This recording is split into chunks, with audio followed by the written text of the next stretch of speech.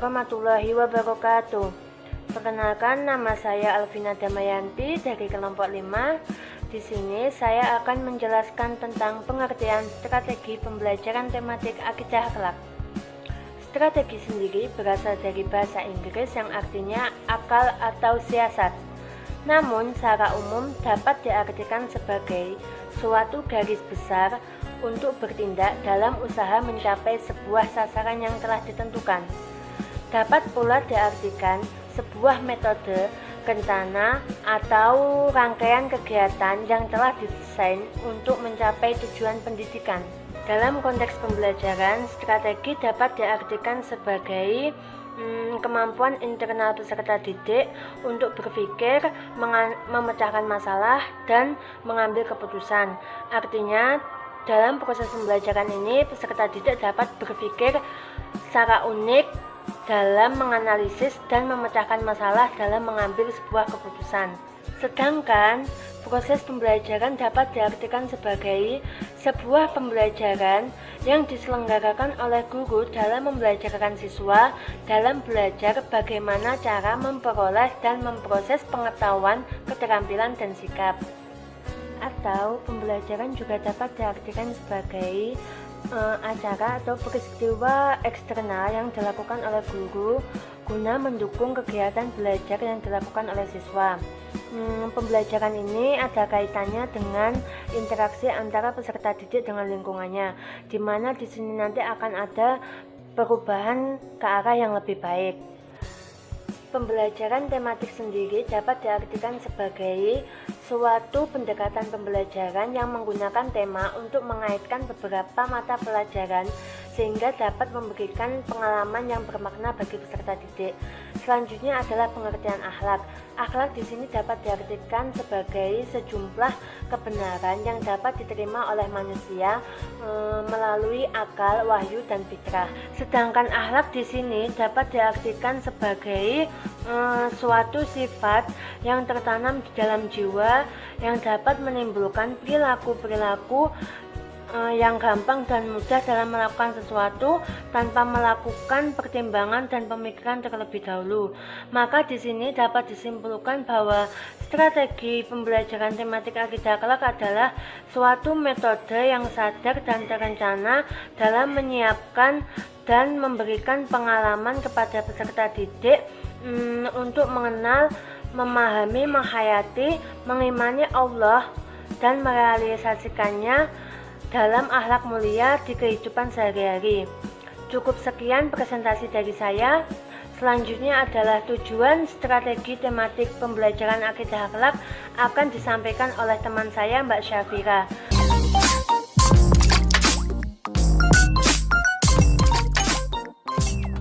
Baik, Mbak Vina. Yang selanjutnya saya akan menjelaskan di poin B, yaitu tujuan strategi pembelajaran tematik akidah akhlak. Yang pertama yaitu untuk membentuk pribadi muslim yang luhur dan mulia. Seorang muslim yang mempunyai karakter mulia akan bertingkah laku terpuji, baik sedang berhubungan kepada Allah, kepada manusia, maupun kepada seluruh makhluk ciptaan Allah. Dan yang kedua yaitu agar mempunyai pengetahuan tentang perbuatan yang baik dan buruk. Hasilnya, seseorang itu akan bisa membedakan mana perbuatan baik dan mana perbuatan yang buruk.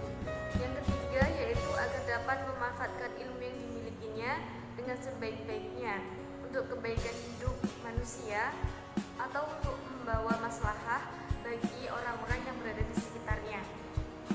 Dan yang keempat yaitu agar dapat menghindarkan diri dari berbagai perbuatan yang membahayakan dirinya. Misalnya akhlak yang buruk akan mendatangkan sesuatu yang buruk pula bagi dirinya dan bagi orang-orang yang berada di sekitarnya. Itu tadi penjelasan dari saya. Yang selanjutnya kita akan membahas tentang karakteristik dan prinsip strategi pembelajaran tematik yang akan dibawakan oleh teman saya, Mbak Sinta. Kepadanya dipersilakan.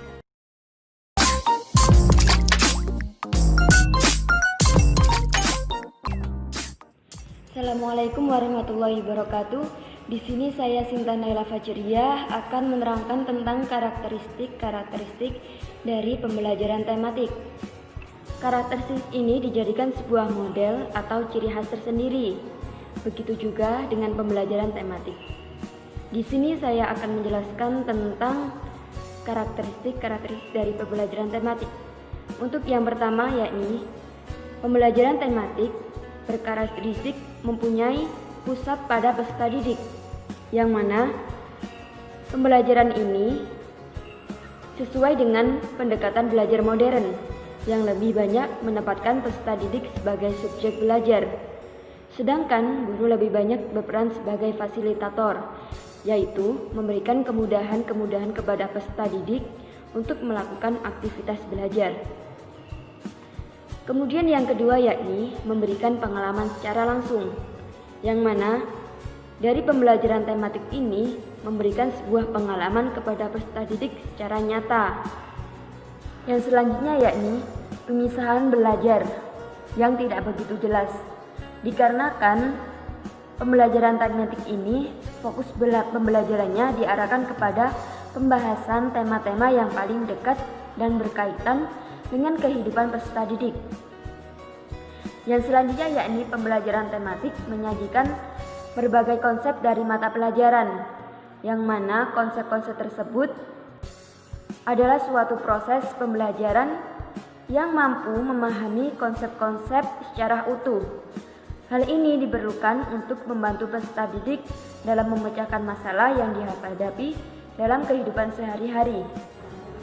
Yang selanjutnya yakni pembelajaran tematik bersifat fleksibel atau luas, yang mana pembelajaran tematik ini dapat mengaitkan bahan ajar dari satu mata pelajaran dengan mata pelajaran yang lain, bahkan dapat mengaitkannya dengan kehidupan peserta didik dan keadaan lingkungan.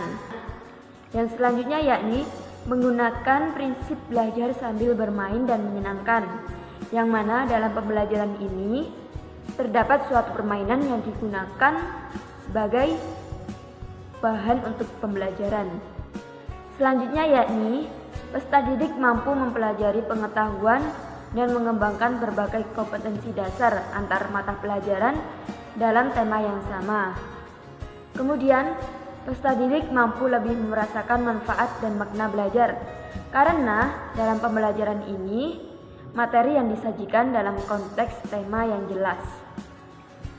Kemudian yang selanjutnya yakni prinsip-prinsip dari pembelajaran tematik. Prinsip yang pertama yakni pembelajaran tematik memiliki tema-tema yang aktual serta dekat dengan kehidupan siswa. Untuk prinsip yang kedua yakni pembelajaran tematik memilih beberapa mata pelajaran yang saling terkait. Kemudian prinsip yang ketiga yakni pembelajaran tematik tidak bertentangan dengan kurikulum yang berlaku, sehingga mendukung pada tujuan pembelajaran. Maka dapat disimpulkan, pembelajaran tematik mempunyai prinsip yang mana prinsip tersebut memiliki sebuah tema-tema yang memungkinkan untuk dapat mengaitkan mata pelajaran dengan mata pelajaran yang lainnya, sehingga dapat mencapai tujuan pembelajaran di kelas. Sekian presentasi dari saya, kemudian akan dilanjutkan oleh Mbak Korina mengenai kelebihan dan kelemahan dari strategi pembelajaran tematik.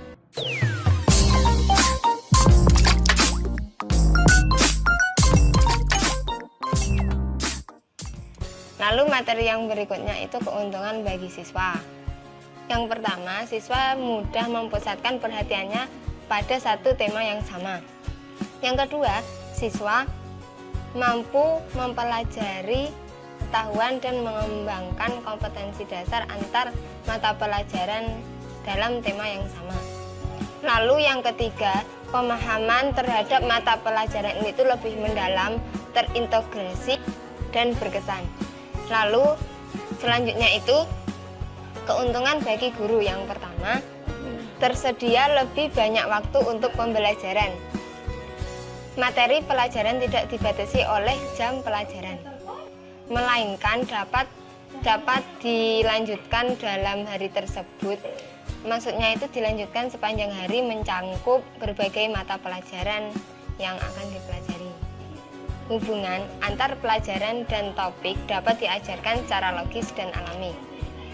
Dapat dikatakan bahwa belajar itu dikatakan bisa kegiatan yang kontinu atau terus-menerus, tidak dengan buku paket.